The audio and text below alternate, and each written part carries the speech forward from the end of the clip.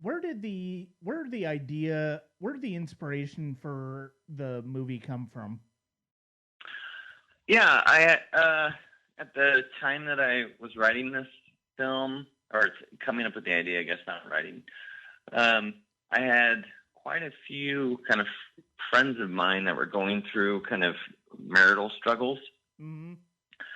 Uh, and in particular, a few guys that I knew that were great people, but the kind of paranoia or the fear, I guess, less than paranoia, of kind of losing the access to their children as well as losing their wife, um, caused them to do some things that were outside kind of their character.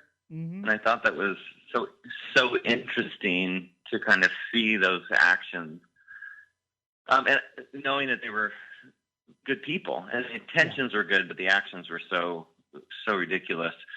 And I felt like I hadn't really seen that explored, and so that began the kind of writing process. Yeah, and I think one of the I think there's a lot of honesty to this film, and that's one of the things that really resonated with me. And I like that I like that we see it entirely from his perspective. It's completely shot from his perspective, and I think that's one of the strongest aspects of the movie. Oh, thank you. Yeah, I thought it was kind of important. Obviously, what Nikki is going through is also important, but I thought it was kind of critical to kind of see it through his perspective because he only has a limited view of what's happening. Right. And often in these circumstances, when your marriage is struggling, you are as well really only seeing it through your own perspective. And so that I thought that was important. When did Clayne Crawford come into the film? So Clayne and I met about 10 years ago at Sundance. I had a short variant feature, and I was working on working on this other script, and I knew he would be really great for it. Mm-hmm. So I sent it to him, and he loved it, but we couldn't get it made. Everyone just kept saying it was too sad, so nobody would make it. And so we kept in contact for the last 10 years. And finally, a kind of window opened up, and he was on a TV show that allowed him to have a little bit of disposable income. Mm-hmm. He said, "Look, I want to invest in a project that we can do together.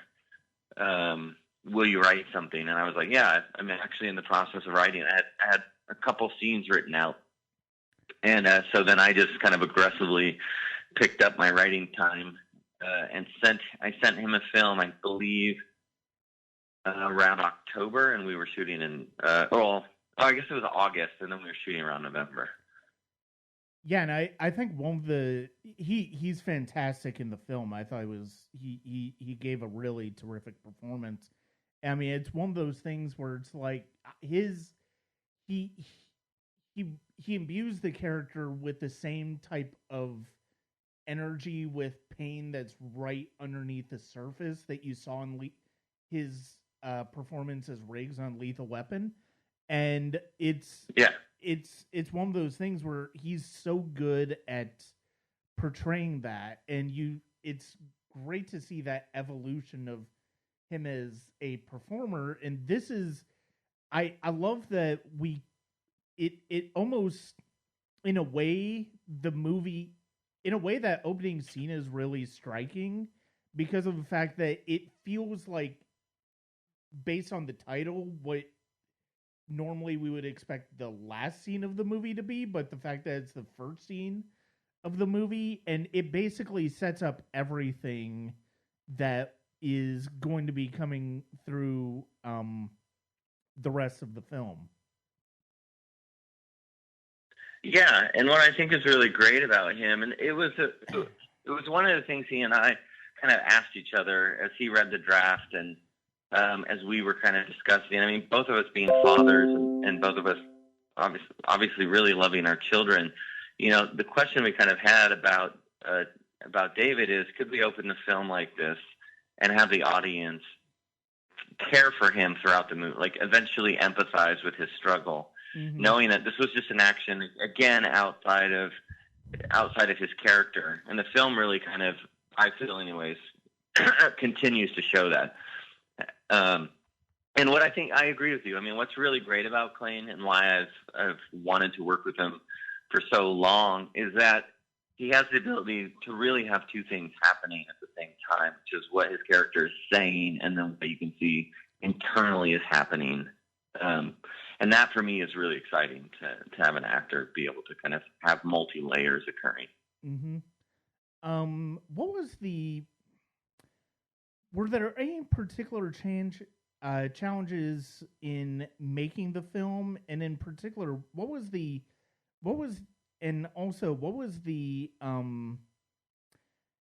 it like in terms of getting the family dynamics with regards to the kids? Because I think that's one of the things that's so interesting about the film is that all of these kids seem to have some semblance of understanding of what's going on between their parents, but really only Jess.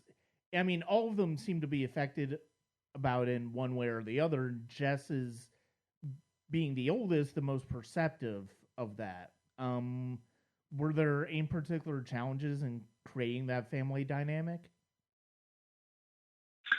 It was. I was initially really worried about it, just because we ended up only having about 12 days to shoot it, and so there wasn't really a lot of. We had a couple days on the front end. Clayne has kind of known my kids growing up, and they're the three boys in the movie, and I've shot stuff with them, and the dynamic that they bring amongst each other and how they push each other as actors. I felt like with the short shooting schedule, they'll be able to bring their performative aspect of it. And then when we brought Avery in to be the older sister, what was great is first day on set, there was a golf cart as part of the production, and she threw the boys in the car and in that golf cart. This town is maybe 3 blocks both ways, so she just took off with them and drove around, and they just spent the first part of that first day just playing together. And she did it really, I mean, she was like 21 years old. She did such a great job of just like coming down to their level and playing with them in that kind of imaginary space. That immediately created a dialogue where they could really make fun of each other like siblings. And it was one of the great things that Avery did. And then similar, when Seppi flew in, the first thing she did was like immediately take him and spend some time with him. And one of the funny things that my boys joke about, because I was off doing something else, and when I came back later to my room, they were already all asleep, and they still now joke. They're like, "Seppi put us to bed." You know, she was just like, "It's time to go to bed, boys," and she put us to bed. And I was laughing so hard because it was really allowing her to get in this space of being their mother, and they really embraced it. I mean, at dinners and stuff, Jonah, the youngest, would just come and climb in her lap and hold her, and she would hold him. And I was really grateful that she was really open to kind of embracing that dynamic, and they really just bought into it. And the reality is that realism. And one of the things that Clayne said that I thought was really interesting after we shot was, he was like, because the boys are actors and they've done multiple kind of shorts with me, he's like, the realism that exists amongst them is so, it just feels so real all the time that he's like, me as an actor, I had to elevate my performance to match their realism. And he said that was really critical. Otherwise, I would be fake. And I hadn't really thought about that. I mean, I cast them because they're just great actors, but I had never really thought about that, the dynamic for other actors kind of entering that space. Yeah. Was there a particular reason you chose to shoot the film in sort of the box format as opposed to going with traditional like 1:8:5 or 2:35:1 framing? Yeah, I mean, Oscar and I had discussed potentially. I mean, when we initially were in the pre-production stages, Oscar and I, we talked about potentially shooting like 4:5,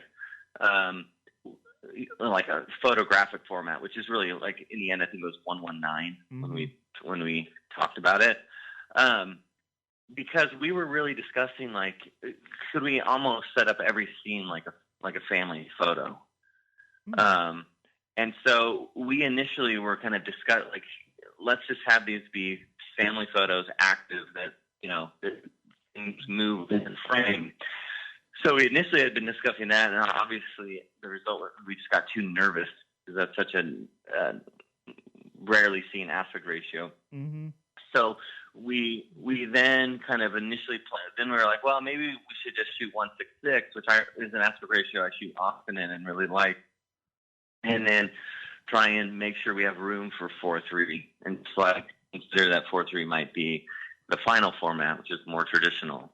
And then when we were in the post-production, I put the 4:3 aspect ratio, over it, and it just felt so right. Mm-hmm.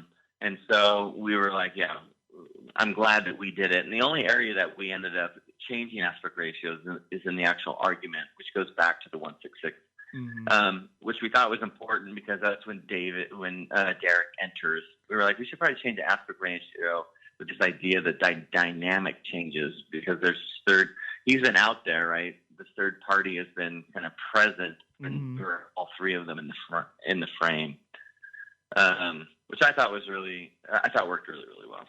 Yeah, and I love it because of the fact that using the 4:3 framing, it makes it almost gives an even further degree of intimacy because of the fact that all the movie is from David's point of view. It's like it adds a psychological element to the journey that he's going on in this film, and it really is an effective use of cinematography to really get into a character's head.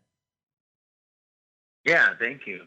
I'm really excited about what's happening right now in cinema, specifically with cinematography, because for a while the 4:3 aspect ratio was kind of trendy, and you saw like it was a few hipster films that were kind of like that, and I got nervous that it was going to be I was a little nervous it was going to be perceived that way.